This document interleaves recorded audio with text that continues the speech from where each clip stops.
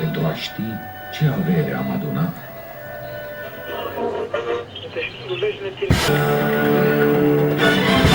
இலங்கைக்கு உதவி வழங்குவது தொடர்பான தீர்மானங்களை தாங்கள் எட்ட உள்ளதாகவும் Imaginez que l'ensemble des utilisateurs soient des automobilistes sur une route à grande affluence. Plus le nombre d'utilisateurs est important, et plus la route est encombrée.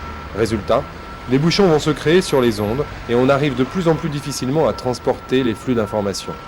D'où la nécessité de créer de nouvelles bandes de fréquences, afin de pouvoir faire circuler efficacement cette information. À l'avenir, les nouvelles bandes devront être plus rapides que celles déjà existantes. Si on veut mener l'analogie jusqu'au bout, sur cette autoroute, il faudrait circuler très vite, ou qu'il y ait plus de bandes. Oui, tel qu'on circule maintenant en Allemagne, sans restriction de vitesse. Il faudrait avoir plusieurs bandes, mais en plus, il faudrait circuler beaucoup plus vite.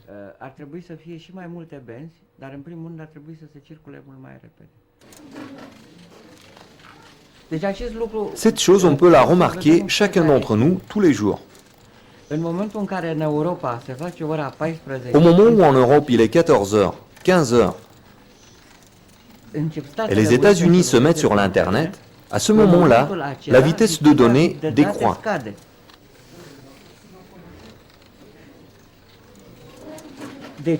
C'est parce que le nombre d'utilisateurs augmente brusquement. En fait, c'est le but de notre projet de recherche. Arriver à de très hautes fréquences avec des pertes minimales afin de pouvoir augmenter la fréquence de transmission des données. Plus la fréquence sera grande, donc on ne travaillera pas sur 1,5 GHz, mais plus haut, plus il y aura de la place pour plusieurs utilisateurs sur la même bande de vitesse. Or, ceci n'est pas facile. Ce n'est pas facile du tout, car au fur et à mesure que les fréquences augmentent, les pertes dans les circuits augmentent elles aussi.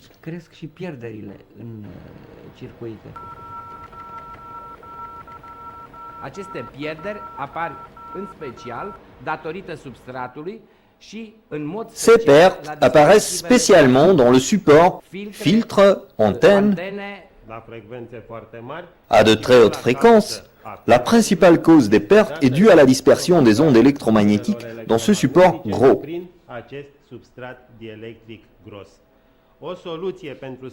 Une solution pour la diminution des pertes serait d'amincir ou même d'enlever ce support.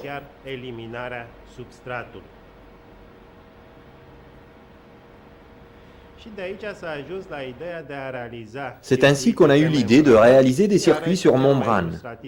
Et voici l'exemple le plus illustratif et celui d'une ligne de transmission, telle que l'on voit dans cette animation.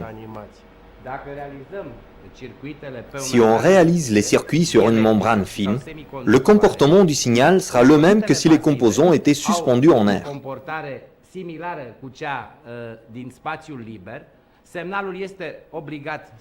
Dans ce cas-là, les pertes dues au support vont disparaître.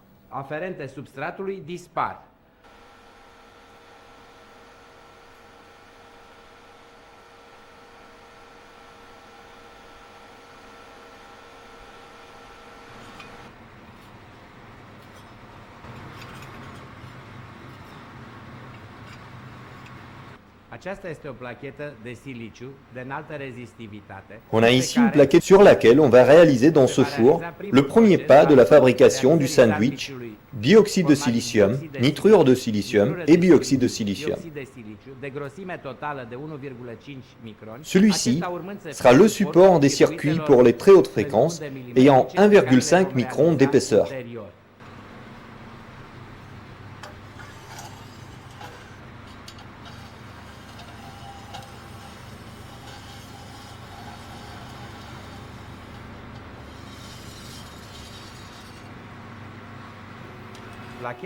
Pour en récapituler, sur les plaquettes qui viennent de la métallisation, on dépose les couches de substances photorésistives, ensuite on les cuit, puis il y a le processus de double alignement qu'on voit maintenant. Le masque de face, sur lequel on coupe le circuit d'ondes millimétriques, se met simultanément avec le masque de dos pour les aligner. Ensuite, il y aura l'exposition, le développement et enfin, le découpage du métal par corrosion. Se pare că corodarea s-a terminat. Il semble que la corrosion est bien finie et le processus est bien réussi. Se pare că procesul este reușit. Membranele s-au deschis. Les membranes se sont toutes ouvertes et les circuits sont visibles des deux côtés de la plaquette par transparence. Părția plachetei datorită transparenței. Deci avem o structură de receptor. On a ici une structure de récepteur intégré sur du silicium où l'antenne a comme support une membrane diélectrique. Dielectrică și este On peut voir également la région où la diode de détection sera montée. monta dioda Schottky de detecție.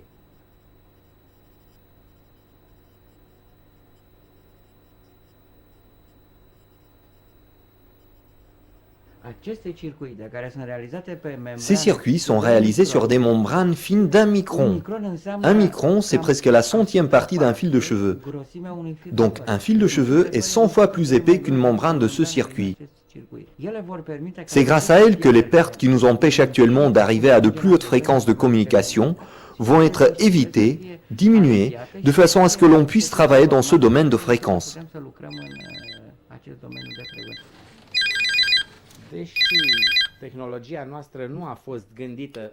Même si notre technologie n'a pas été conçue spécialement pour les systèmes de téléphonie mobile, je pense qu'il y a pas mal de choses qu'on peut changer dans ce téléphone portable. Oui, en effet, car comme nos bobines sont suspendues sur des membranes, elles ont des pertes minimales aux fréquences de 1-2 GHz sur lesquelles fonctionnent habituellement les téléphones portables. C'est ainsi qu'elle peut améliorer la qualité de ses circuits. En même temps, on pourra avoir une miniaturisation de différents blocs du téléphone portable. Ensuite, la diminution du prix et l'augmentation de sa fiabilité parce qu'on n'aura plus autant d'interconnexions à l'intérieur.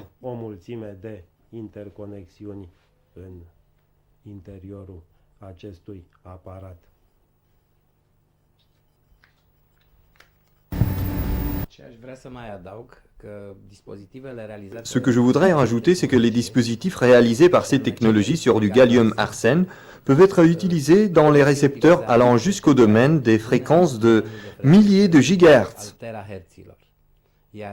Dans ce domaine de fréquences, on entrevoit de nouvelles applications, telles que celles liées à la monitorisation de l'environnement et la détection des substances nuisibles en différents gaz.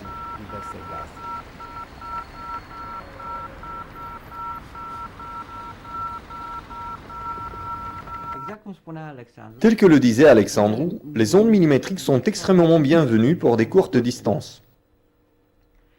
Seulement au cas où les communications sont faites par l'air. À des très hautes fréquences, les interférences sont réduites et alors je peux par un système de récepteurs, antennes et émetteurs voir la voiture qui est en face ou bien la voiture venant de la bande opposée et au moment où elle s'approche de moi, faire en sorte que j'ai un signal d'alerte à mon bord ou même de commander les freins et d'arrêter la voiture. Să mă alerteze că ceva nu este în regulă sau chiar să comande frânele și să oprească mașina. Ou même de commander la manœuvre optimale pour éviter la collision. C'est pour cela qu'on appelle ces systèmes radar anti-collision. Car crash avoidance system.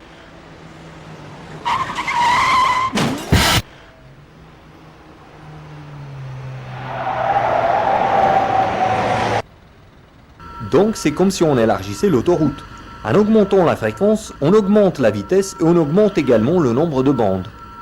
Plus la fréquence sera grande, l'objectif même de notre projet, plus on peut stocker dans le même espace plusieurs utilisateurs.